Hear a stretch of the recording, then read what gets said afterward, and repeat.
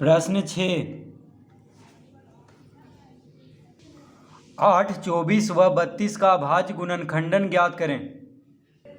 तो 8, 24 व 32 का अभाज्य गुणनखंडन ज्ञात करना है। तो 8 का सबसे पहले हम अभाज्य गुणनखंड करेंगे। तो देखिए 8 किससे कटता है? 2 से। 2 क्या है? अभाज्य संख्या। तो अभाज्य संख्या से इसको लगाना है। तो 2 चौक 8, फिर 4 को 2 से लगाएंगे तो 2 दूना 4। 2 क्या है? अभाज्य संख्या है। तो अभाज्य संख्या से अभाज्य गुणनखंड करना है, यानी अभाज्य संख्या से इसको भाग देना है। तो 2 से लगाएंगे तो 2 चौक 8, फिर 2 से लगाएंगे तो 2 दूना 4, यानी 8 का अभाज्य गुणनखंड क्या आ गया? 2 गुना 2 गुना 2। देखिए 2 दूना 4, 4 दूना 8, यानी 8 का अभाज्य गुणनखंड हो गया 2 गुना 2 गुना 2। उसके बाद 24। अब हम 24 का, देखिए 24 का अभाज्य गुणनखंड करेंगे। तो 2 से लगाएंगे। 2 क्या है? अभाज्य संख्या। 2 से ये लग रहा है, यानी 2 से कट जाता है 24। तो 12 दूना 24, फिर 2 से कट जा रहा है 12, 2 छक 12, फिर 2 से कट जा रहा है 6, 2 तिया 6। 3 अभाज्य संख्या है, ठीक है।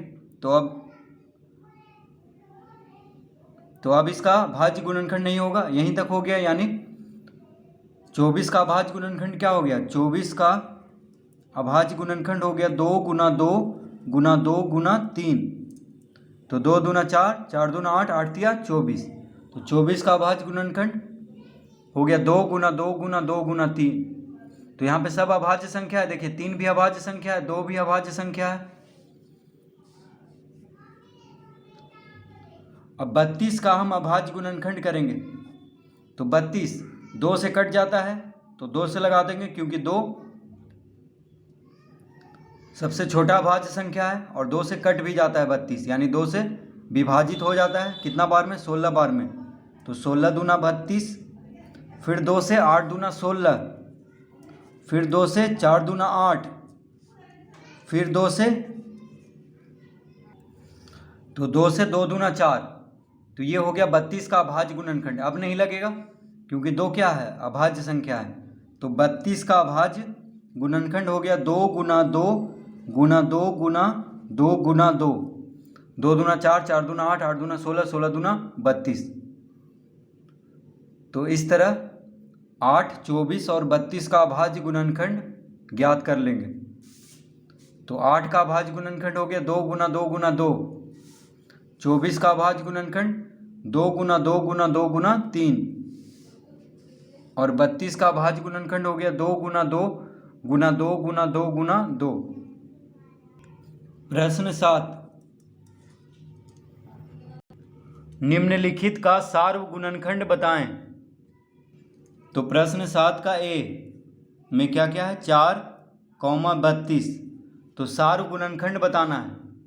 तो 4 का हम पहले अभाज्य गुणनखंड कर लेते हैं। तो 2 दूना 4, ठीक है। 32 का अभाज्य गुणनखंड कर लेंगे तो हो जाएगा 2 से लगाएंगे तो 16 दूना 32, 2 से लगाएंगे तो 8 दूना 16, 2 से लगाएंगे तो 4 दूना 8, 2 से लगाएंगे तो 2 दूना 4। तो 4 का अभाज्य गुणनखंड क्या हो गया? 2 गुना 2। 4 का अभाज्य गुणनखंड हो गया 2 गुना 2, और 32 का अभाज्य गुणनखंड हो गया 2 गुना 2 गुना 2 गुना 2 गुना 2। देखिए 32 का अभाज्य गुणनखंड 2 दूना 4, 4 दूना 8, 8 दूना 16, 16 दूना 32। इस तरह लिख लेंगे। अब क्या कह रहा है यहाँ पे? तो 4 और 32 का सार्व गुणनखंड क्या हो गया? तो लिखेंगे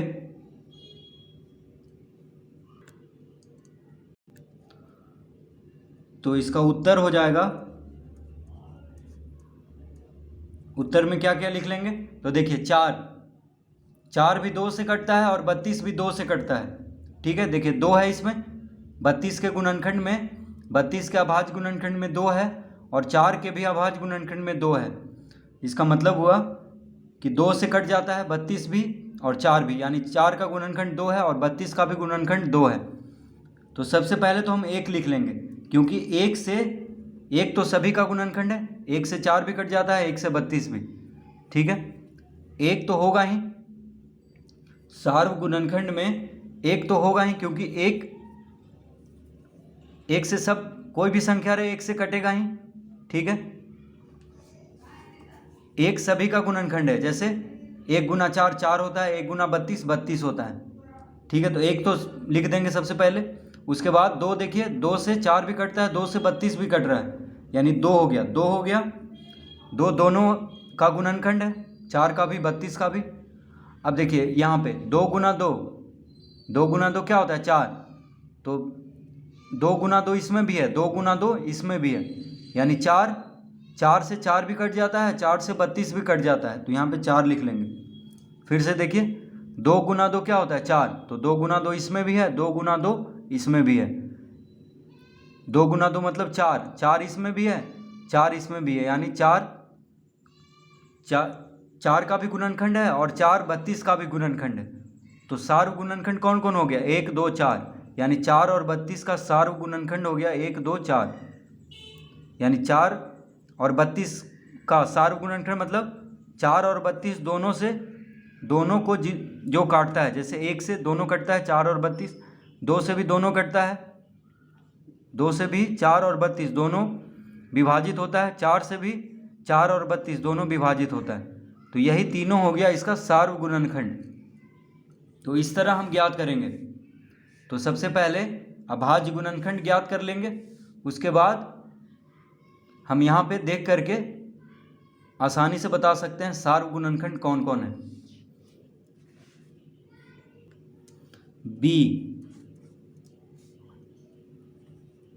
8 32 42, तो 8 32 42 का सार्व गुणनखंड पूछ रहा है। तो सबसे पहले हम 8 का अभाज्य गुणनखंड कर लेते हैं, तो 2 चौके 8, 2 दूना 4, 32 का अभाज्य गुणनखंड करेंगे तो 16 दूना 32, 8 दूना 16, 4 दूना 8, 2 दूना 4, 42 का अभाज्य गुणनखंड कर लेते हैं, तो 21 दूना 42, 3 सते 21, तो अभाज्य संख्या से ही लगाएंगे।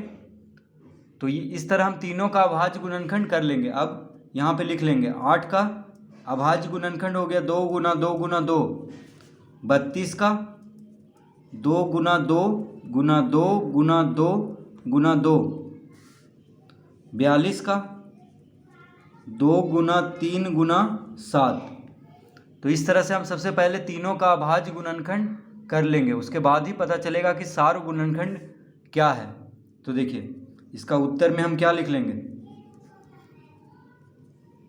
तो सबसे पहले तो 1 लिखेंगे, क्योंकि 1 तो सभी का गुणनखंड होता है, कोई भी संख्या रहे उसका गुणनखंड 1 तो होगा ही, क्योंकि 1 से तो सभी संख्या कट जाता है। तो 1 सबसे पहला हो गया सार्व गुणनखंड में। अब देखिए ये तीनों में देखेंगे, 2 इसमें भी है, 2 इसमें भी है, 2 इसमें भी है, यानी 2 जो हो गया तीनों का गुणनखंड, यानी 2 से 8 भी कट जाता है, 2 से 32 भी कटता है, 2 से 42 भी कटता है, तो 2 हो गया सार्व गुणनखंड, क्योंकि 2 से तीनों कट जाता है। जैसे 1 से तीनों कटता है, 1 गुना 8 8, 1 गुना 32 32, 1 गुना 42 क्या होता है 42, यानी 1 से तीनों कट जाता है। उसी तरह 2 से भी तीनों कट जाता है। देखिए 2 चौक 8, 16 दूना 32, 21 दूना 42, तो 2 हो गया। 2 देखिए तीनों में है, 2 2 2।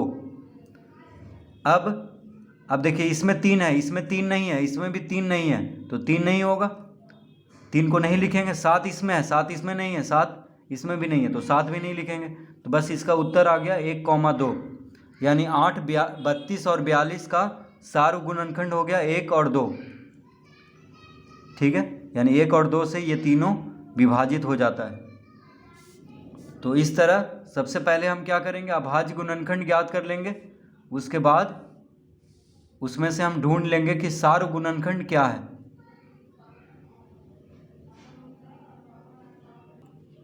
सी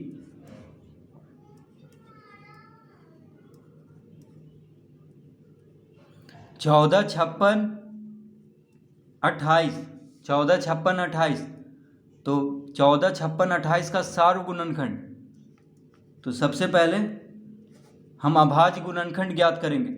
तो 2 सते 14, 14 का अभाज्य गुणनखंड 2 गुना 7, यानी 2 से इसको लगाएंगे तो 7 आ जाएगा। तो इस तरह से अभाज्य गुणनखंड हम सबसे पहले कर लेंगे सबका। 56 का 2 से लगाएंगे, 2 दूना 4, 2 अठी 16, यानी 28 दूना 56, फिर 14 दूना 28, फिर 2 सते 14।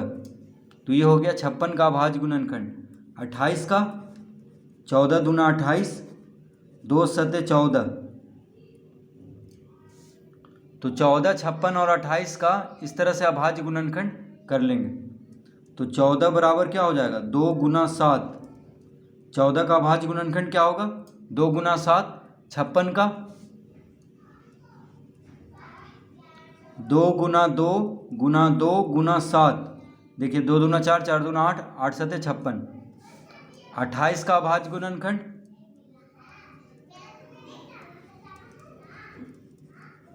2 दूना 4, 4 सते 28। तो इस तरह लिख लेंगे तीनों का अभाज्य गुणनखंड। अब पूछ रहा है सार्व गुणनखंड, तो इसका उत्तर में हम लिख लेंगे, इसका उत्तर में क्या लिखेंगे,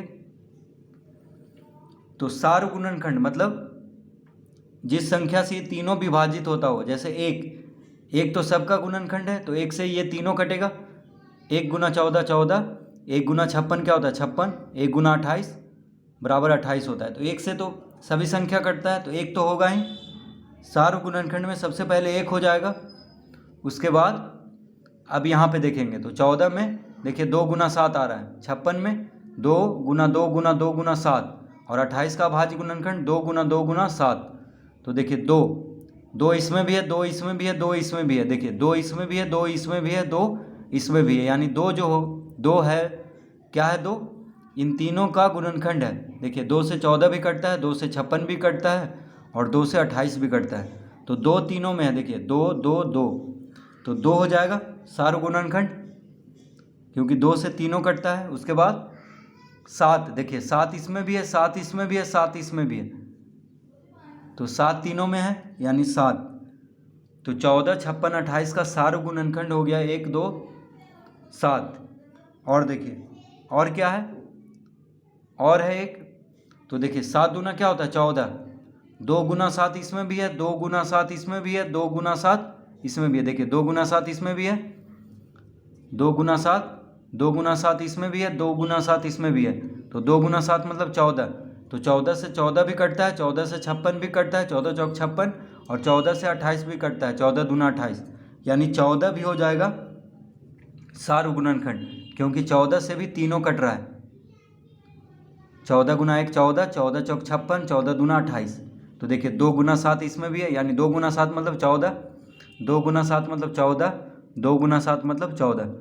तो 14 तीनों में है, इसलिए 14 भी हो जाएगा इन तीनों का सार्व गुणनखंड। तो इसका उत्तर आ गया 1 2 7 14। तो इस तरह इस प्रश्न को हल करेंगे।